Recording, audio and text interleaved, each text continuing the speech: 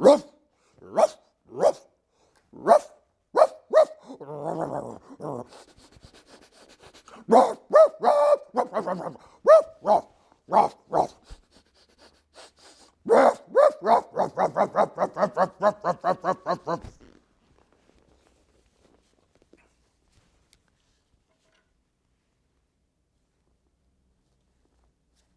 Is he gone?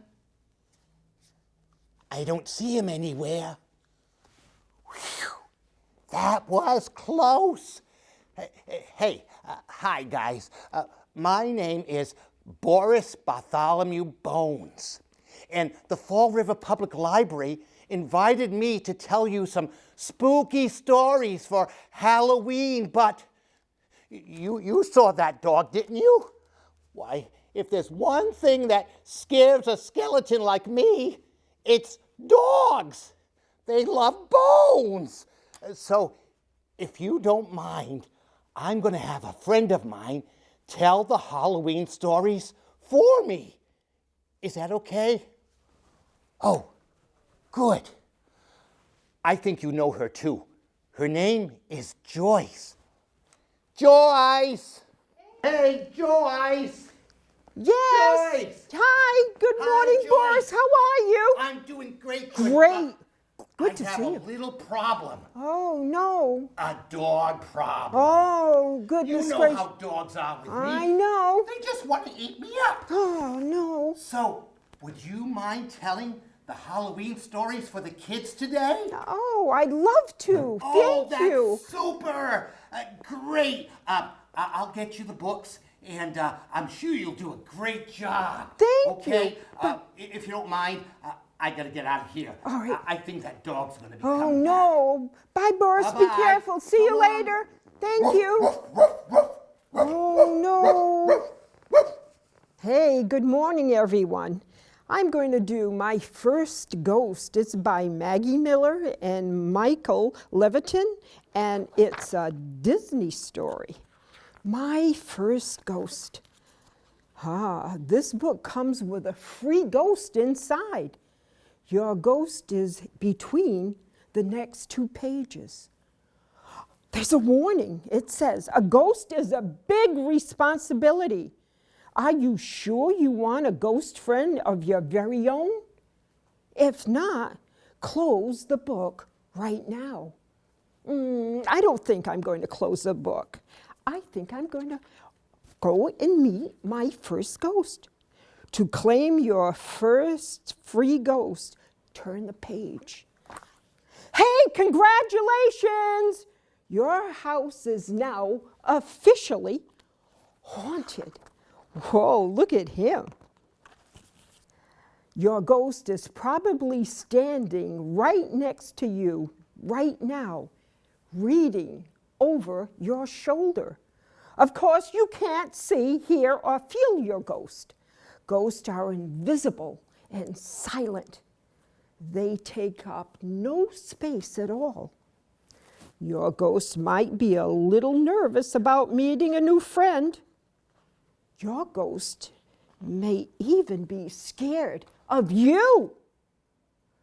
Ghosts are often afraid of kids, parents, the dark, monsters, and other ghosts. So please smile at your ghost. Hi, ghost. Don't make any faces that might scare your ghost. Oh, no. Oh, I wouldn't scare my ghost. A ghost is like a pet, but much better. Your ghost will never chew your slippers, and your ghost will never steal your breakfast, and your ghost will never wake you up by sitting on your head. Yeah, cats do that. A ghost is like a brother or a sister, but better. Your ghost will never hog the bathroom. Your ghost will never punch you in the arm. And your ghost will never sing annoying songs that have no end. Yeah, brothers and sisters can do that. Ghosts do not eat or drink. Please do not try to feed your ghost. But pull up a little extra seat next to you at the table so your ghost can spend lunchtime with the family. Ghosts don't ever get dirty. Please do not try to wash your ghost. Oh, look at that poor ghost. Be sure to keep your ghost good and healthy. Please perform regular checkups. Use your thermometer. Your ghost should be exactly at room temperature, just right. And be sure your ghost gets plenty of exercise. That looks like fun. There are many ghost-friendly activities. You can play hide and go seek, paint a picture of your ghost, and invite another ghost over to your house to keep him company. Or take your ghost outside to play. Ghosts are really, really good at playing tag. But guess what? Ghosts are very, very bad at catching. I bet they can't catch anything at all. Poor things. Life with a ghost isn't always easy. Your invisible silent friend can be hard, really hard to understand sometimes, especially when there's a spider near you and he can't tell you and he can see you, but you can't. But if you know what to look for, you can tell when there's something just not right. If you're talking to your ghost and you hear a noise behind you, it means that you should turn around. Yes, you should. You're facing the wrong way. If you shiver, even though it's not cold, it means that you bumped into your ghost. And if you sneeze 3 times in a row, it means that you've forgotten that your ghost is there. Achoo! Achoo! Achoo! You can also tell when your ghost is happy. When you giggle, even though there's nothing funny, it means that your ghost told you a joke. When you get the hiccups, it means your ghost is really tickling you. When you yawn, it means that your ghost is hugging you. Aw, sweet. Oh, do you love your new ghost friend? I think I do. I think I love my new ghost friend. If you love your ghost will haunt you forever and ever. Thank you. Boris! Boris! Hey, Boris, are you around there somewhere? Hello? Hi. Hi. Hey, is it safe? Any dogs around? I don't see him and I don't hear him. I think we're pretty safe. Oh, good. Yeah, Joyce, what do you want? Listen, it's close to Halloween, and I love Halloween riddles and jokes. Do you have any you could share with me? Do I ever? Uh-oh. Okay, hang on to your hat. Here's the first one. Okay. Why didn't the skeleton go to school? He missed the bus. Nope, his heart wasn't in it. Here's another one. What is a ghost's favorite dessert? Ice cream. No, but good guess. Okay. It's blueberry pie. Okay, Boris, go ahead. Tell me, how do you fix a crack on a pumpkin? Pumpkin paste. Nope, you get a pumpkin patch. Here's another good one. Why don't vampires have many friends? They got stinky breath? Nope, because they're a pain in the neck. Oh. That was pretty cute, Boris. I got one more for One you. more. Okay, here it comes. Right. What is a ghost's favorite pants? Black? Nope. Blue jeans. Blue pie. Blue. Okay. All right. All right, Boris. Those were pretty cool, huh? Oh, yeah. Woof, woof, woof, woof, Whoa. woof, woof, Hey, Boris. Hey, I I gotta hear go. something. Bye. Bye. Bye. Good luck. woof, woof, woof, woof. Hi. I'm going to do 2 stories this morning, and this one is called If you ever met a skeleton, oh, I don't know.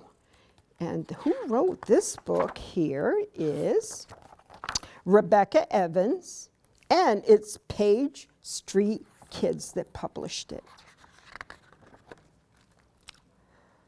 One night a year in Halloween, when magic's all around, waking from their slumber, skeletons climb out of the ground. Skeletons may seem spooky, white bones without the skin, no eyes, no ears, no lips, just one big toothy grin. But if you meet a skeleton some dark and gloomy night, you shouldn't be afraid. Old bones can hurt you. Right? Skeletons have no muscle. They never win a race. Their legs flop around like jelly, and they fall down boom, right on their face. Skeletons have no brains. It's slowly turned to glue. They can't play hide and seek because they can't even count to 2. Skeletons have no skin. They often feel quite bare. That's why they're always cold. They're naked everywhere. Skeletons have no nose. They cannot smell their boots, not even when they stink like Taco Tuesday toots. Skeletons have no guts, so they're not brave like you. They're scared of nighttime shadows and owls that say, hoo! Skeletons have no friends. They'd like to find a few, some kids with stinky feet, and little brothers too. Oof. Skeletons do have teeth, but don't eat kids for food because they're hard to chew, plus biting friends is very rude. Skeletons like to smile at stories in the dark about your ninja skills or when you caught a shark. Skeletons are just bones. They rattle, groan, and creak, but they're the very best at making mothers shriek. Skeletons make good friends. They'll trick or treat with you. Then they share their chocolate bars, just like best buddies always do. And that's what happens if you find a friend that's a skeleton on Halloween. Thank you. Our next story is a real spooky one called The Hairy Toe. You all know the saying, you shouldn't take what doesn't belong to you? You've heard that saying? Well, that's the message behind this story. Who Took My Hairy Toe by Shutta Crumb.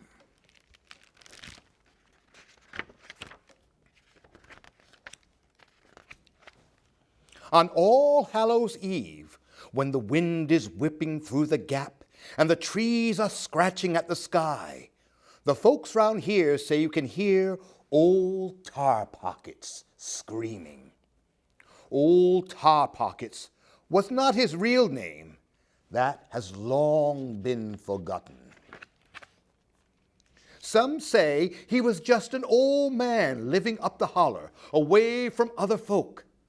But they also say he was a greedy old man. Even that it wasn't safe to say howdy to him without taking a good hold of your hat.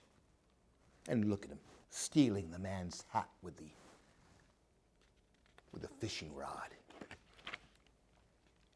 He met his ruination one Halloween, you see. He was prospecting for a little something handy by his neighbor's barn while the neighbor was tarring his roof. By the barn sat an open bucket of warmed-up tar. "I'd like to get me some of that tar," he thought. "Might come in handy sometime." Well, the old man looked around but couldn't find anything to put it in. So when his neighbor wasn't looking, he dipped a stick full of that soft, warm tar out of the bucket and plopped it right into his coat pocket. That's how he got his name, Old Tar Pockets. Then he spied a few scraggly sweet potato plants, the last of the season, in his neighbor's garden. So Old Tar Pockets began to dig, and he dug, and he dug, and he dug up a hairy toe. It was big and covered with coarse brown fur, with a long toenail curving right over the end. Well, the old man wasn't sure what to do with it, but he did hold up with the old saying, "Finders keepers." So he took that toe and he stuffed it right into his pocket. Old Tar Pockets carried home those stolen golden sweets and cooked himself up a mess of greens and taters for supper. Then he remembered that old toe. He reached into his pocket, but couldn't pull it out. You see, the tar had cooled down and hardened up a bit, and the toe was stuck fast. In fact, the old man couldn't get his hand out of his pocket as well. And so his hand was stuck to the toe, and his toe was stuck to the tar in his pocket. Old Tar Pockets decided to get ready for bed.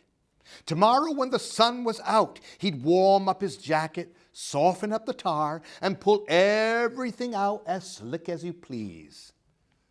But just then, the wind began to rise and whistle around the windows. Outside, the trees began to jerk and claw at the sky. And Old Tar Pockets heard a question on the voice of the wind. It hissed about the corners of the house. It asked, "Who took my hairy toe?" The old man opened the door and stared out into the dark woods beyond the house. It's just my imagination," he thought, and he turned to shut the door.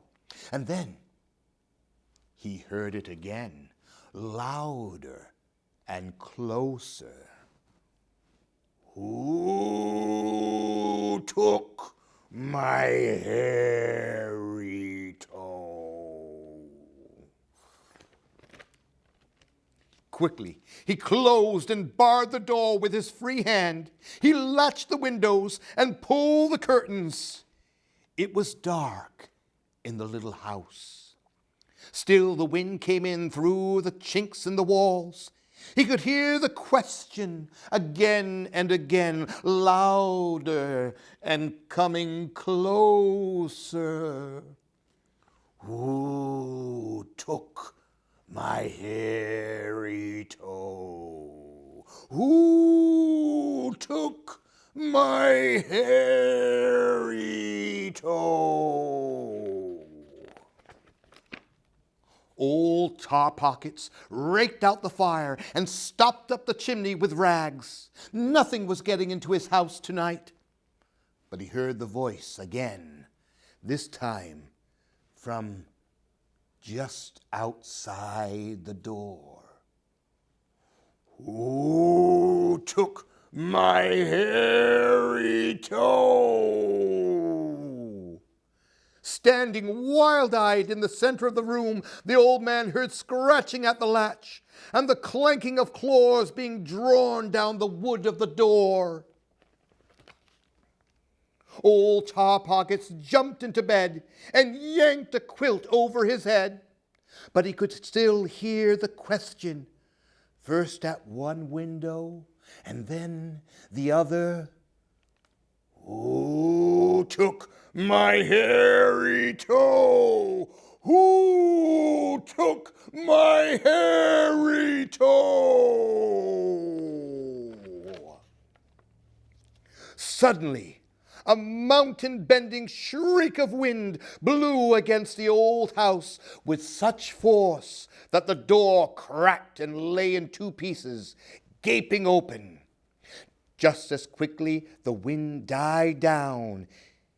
In the hush that followed, the old man could hear his heart beating, and he could hear the thump, scritch thump, scrape thump of heavy feet approaching his bed in the dark. Who took my hairy toe? Old Tar Pockets couldn't take it any longer. He sat up in bed and stared at the darkest darkness he had ever known. Two fiery red eyes stared back. Then he smelt the foul breath and felt the sharp claws as the beast reached toward him. The old man flipped back those covers with his one free hand and cried, "Here!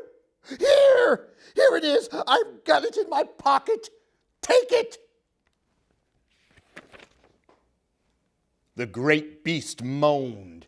It had found its hairy toe, but the toe was stuck fast in old Tar Pocket's pocket. With a shriek, the great red-eyed beast grabbed the old man and, tucking him under his arm, ran out of the house and into the October night. Now, when ghosts and goblins haunt the hills and the wind is rising in the treetops, they say you can hear the shrieks of the angry beast. If you listen carefully, you can hear the old man's screams too, as beast and man wander the valleys and ridges of the mountains together. The kindly folk here say, "Pay that no, never mind. It's just old Tar Pockets getting his due." I say, just as long as what's in your pocket is yours, I wouldn't worry about it. And that's the story of Who Took My Hairy Toe.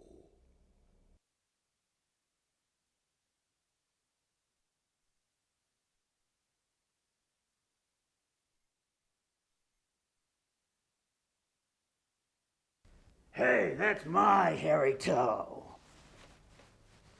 Here, take it. Get your own. Well, I want to thank you all for watching the Fall River Public Library's Halloween Story Time. I wish you all a very happy Halloween. Hey, give me back my arm.